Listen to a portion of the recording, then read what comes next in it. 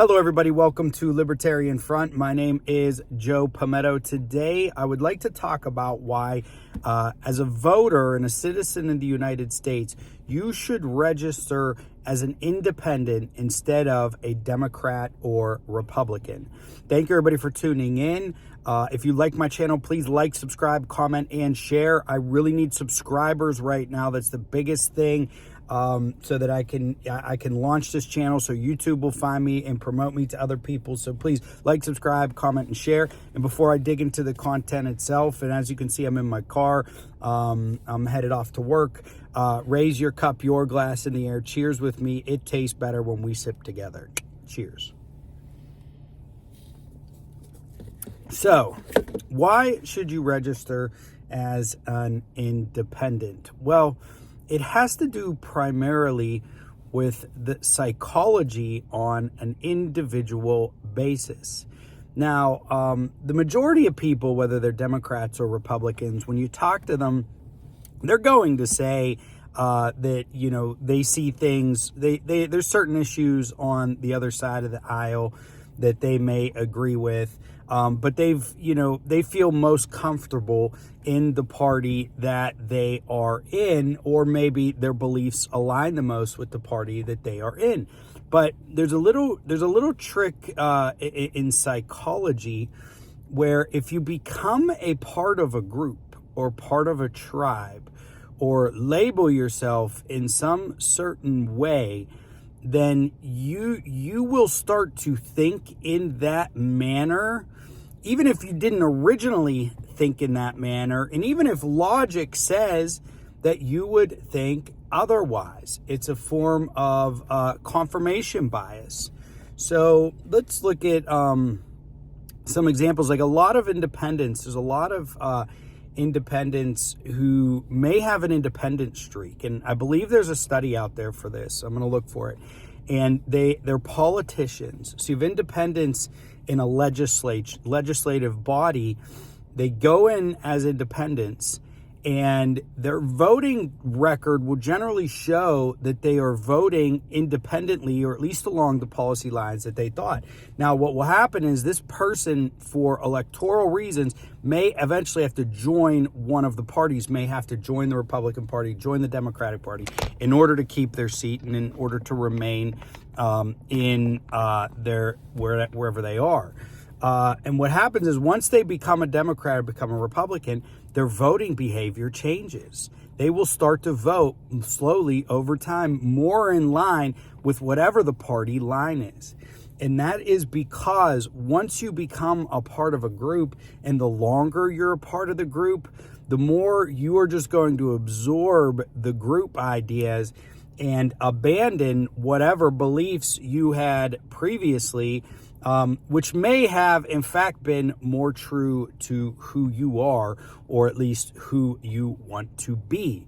So the problem with registering as a Democrat or Republican is that the longer you do it, the more you do it, the more you are going to just become whatever the group is. You're just going to adapt to the group.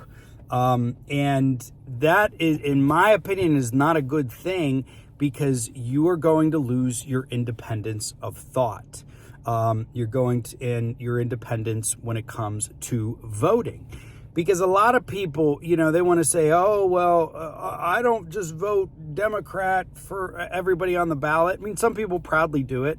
Or some Republican, I don't just vote Republicans. It's like,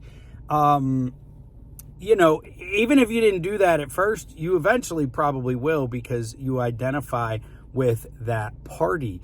So it's about being independent in your mind and having independence of thought and action.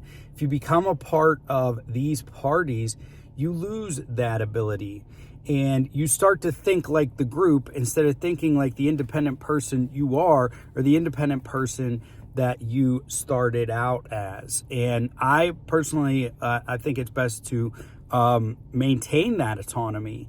And so while I'm going to talk a lot about the Libertarian Party and third parties in this country, I also think it's a very good idea for people to register as independents.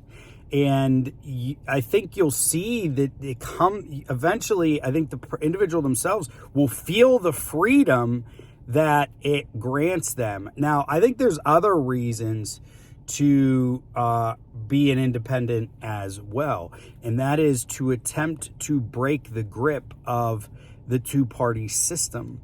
Because as long as the majority of Americans are still registered as Republicans or Democrats, again, that confirmation bias is going to determine the way in which those people vote. So, and it's going to make it impossible for a third party or an independent candidate to do really well. So let me give you sort of an example. Let's say, you have the electorate, 40% of the electorate are Republicans, 40% are Democrats, and you're really fighting over that 20% of independents. I mean, those independents also are in many ways the most important voters. They can swing elections.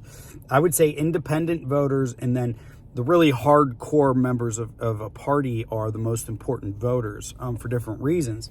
So it's better to be part of that 20% because the politicians are going to cater to you and they're going to want to reach out to you and talk to you. Now, that is annoying if you're getting text messages and phone calls and emails, but it's nice because they may shape their policies to reflect what you want, and at least their language on the campaign trail. But anyway, when in this country, and I'm not sure all the statistics, maybe later on we can go into it, but in this country, 40% Republican, 40% Democrat, 20% independents, also the candidates are going to worry a bit more about their own party constituency than that 20%. Okay. Although again, the independents are going to be very, very influential. But let me put it this way. All right. I maybe messed that thought up a little bit. Imagine if the numbers were as follows. 25% Republican, 25% Democrat, and 50% independents. What if those were the registration numbers in the United States of America? Our candidates would look very, very different than the ones we have now, because the ones we have now are generally sort of controlled by that small, very loud percentage of the particular party. And by having more independents, we can break that grip. And a lot of that is influenced by primaries, right? So, the most hardcore voters are the one who votes in primaries, Democrat or Republican. So you're generally going to get a Republican who leans pretty far right. And the Democrats, you're going to get somebody who leans pretty far left, right? You run to your constituency, and then when you get in the general election, you move to the center, right? That's the consensus thought. So